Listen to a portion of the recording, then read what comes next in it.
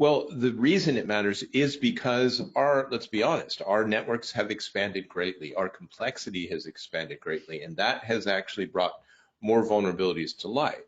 Whether it's a 0-day, an event that we've never seen before that they now utilize, or something that we missed, right? We opened something up because we needed that camera to work or function, not realizing that it had default passwords and was then reaching home to China, right? We have to understand that. And so when we look at this, we also have to be understanding that 62% of organizations' attack surface increased. Why? Well, because we added more capabilities. We added more stuff to those networks, and that brings us into a new world, right?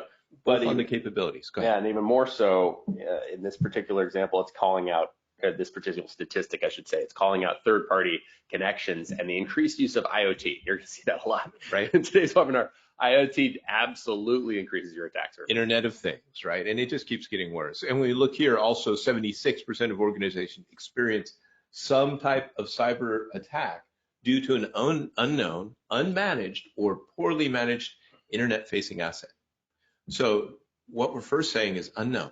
These are things that we added to the network for a good reason, usually, that we didn't know would then be vulnerable, right? Or that we didn't realize was always facing the internet since it was installed in 2012, right? An HVAC system, for example, we found in one of our customer sites. So really understanding that.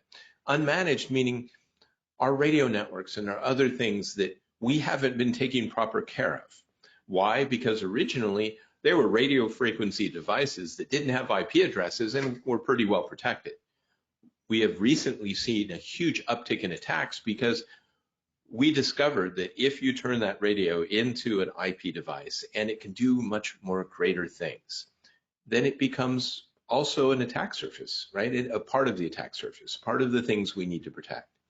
And so we have to be aware that patches and updates and multi-factor and everything apply to those things too, and cameras and the other things, the list goes on. So we really have to make our awareness more encompassing.